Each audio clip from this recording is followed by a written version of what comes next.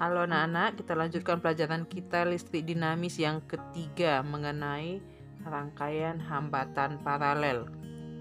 Jadi kemarin sudah kita bahas sedikit mengenai rangkaian paralel. Itu merupakan rangkaian yang disusun secara berurutan ataupun bercabang. Untuk lebih jelasnya, coba perhatikan video selanjutnya. Coba perhatikan gambar rangkaian paralel berikut. Lihat.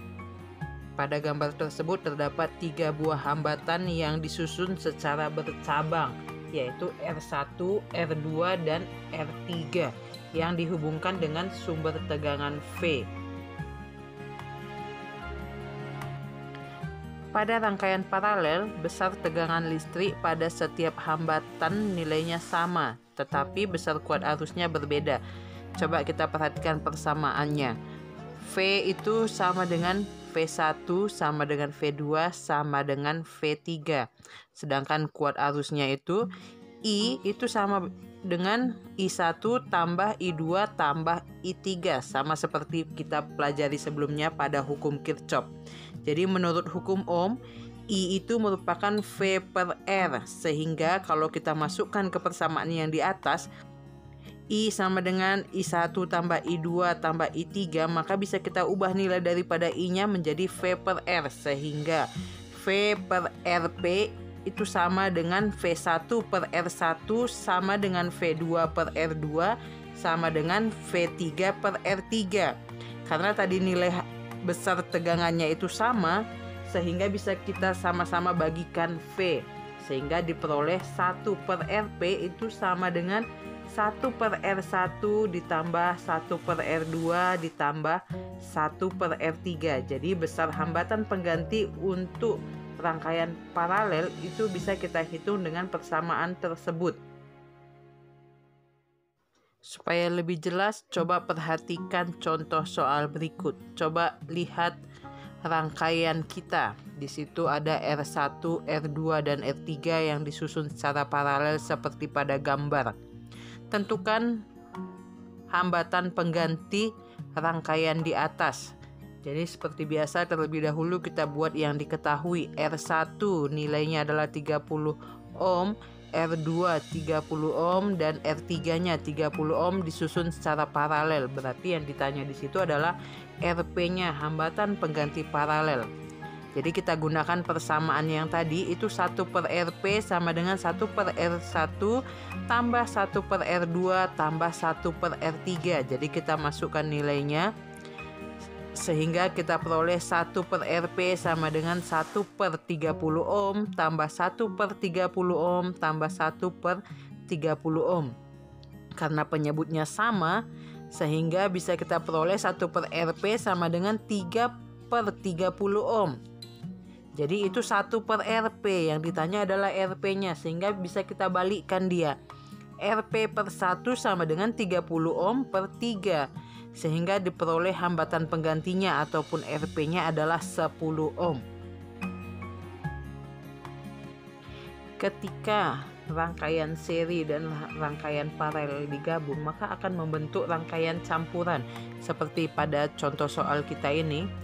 Di sini terdapat 4 buah hambatan, yaitu R1, R2, R3, dan R4 yang dirangkai secara campuran.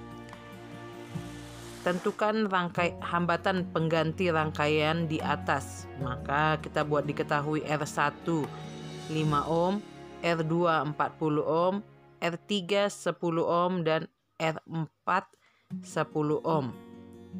Yang ditanya hambatan pengganti totalnya.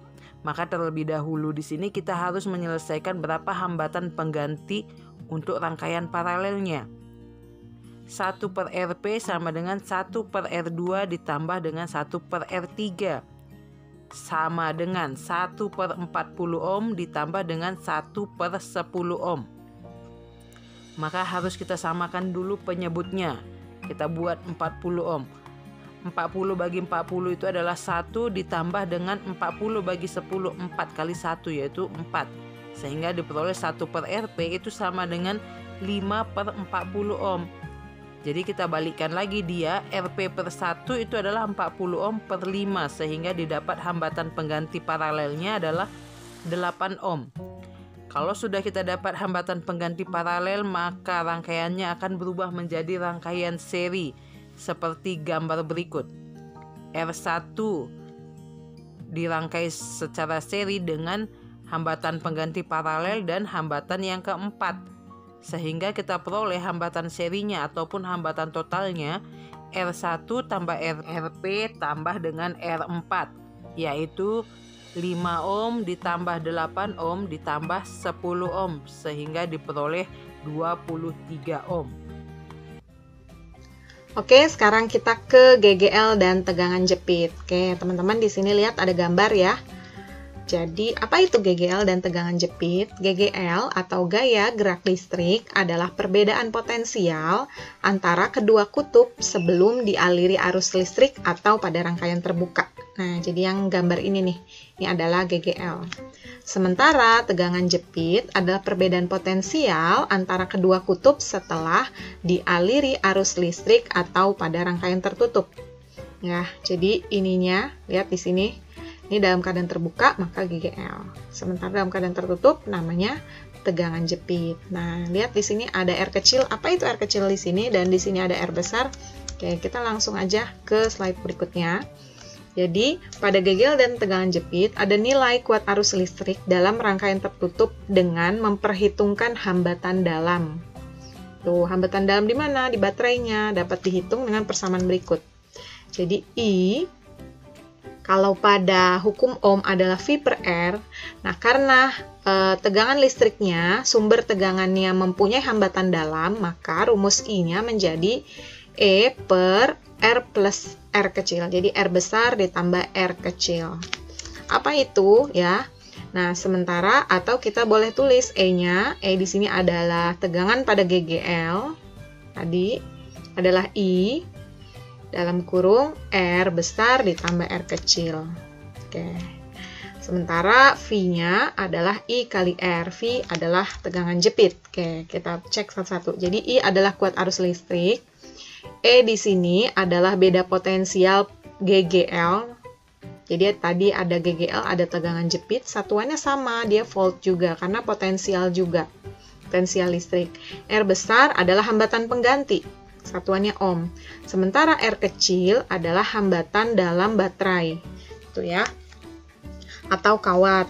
Nah, ini juga satuannya ohm. Tadi di gambar yang tadi kan ada R besar, ada R kecil ya. Jadi tahu di mana R kecil itu di baterai, R besar itu pada hambatan penggantinya atau rangkaiannya.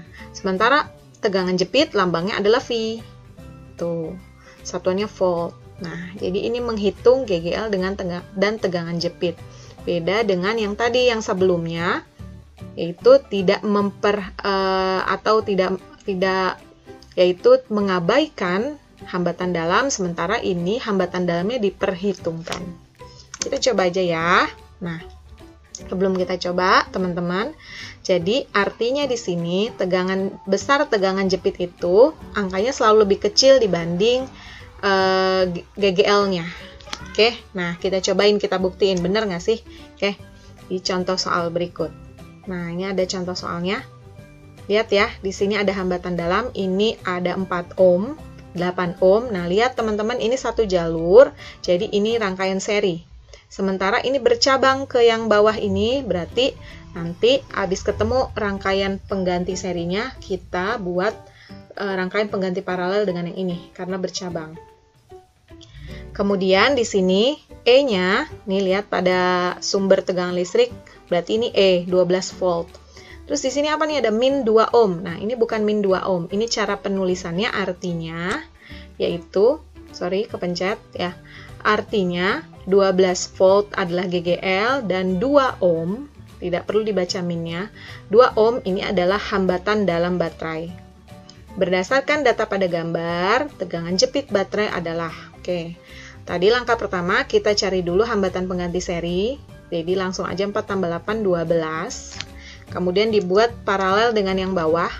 Jadi 1 per RP sama dengan 1 per RS ini ditambah 1 per R3 yang di sini. 1/16 tambah 1/6. Samain penyebutnya. Jadi 1 tambah 2 per 12. 3/12 ya. Kita balik, jangan lupa RP-nya adalah 12/3, sama dengan 4 ohm. Nah, ini adalah yang disebut dengan R besar. Yang 2 ohm ini R kecil, nah ini R besarnya. Ya, hambatan pengganti pada rangkaian. Oke. Nah, untuk cari tegangan jepit, tadi di rumus yang sebelumnya kita, kan tadi tegangan jepit rumusnya V sama dengan I kali R, sesuai hukum Ohm. Berarti R-nya kita udah dapet nih. Nah, kita perlu nilai I. I-nya bagaimana? Nah, itu rumus yang tadi, yang pertama. Yang ada E-nya. Rumus I-nya adalah E per R besar ditambah R kecil. R besarnya 4, nanti R kecilnya ini 2, E-nya 12. Kita masukin angkanya, 12 per 4 ditambah 2 dari sini. Jadi I-nya 12 per 6, yaitu 2 ampere. Nah, udah dapat kan? Baru deh kita cari tegangan jepitnya, berarti V sama dengan I kali R. R-nya yang mana? R-nya yang besar ya. Jadi, karena dia pada rangkaian tertutup, berarti artinya yang di sini. Jadi I2, R-nya adalah 4. Oke, 2 kali 4 adalah 8 volt. Nah, lihat ya, tegangan jepitnya 8, sementara tegangan pada GGL-nya 12. Berarti ini membuktikan benar bahwa nilai tegangan jepit itu selalu lebih kecil daripada GGL-nya. 12 kan, 8 lebih kecil daripada 12.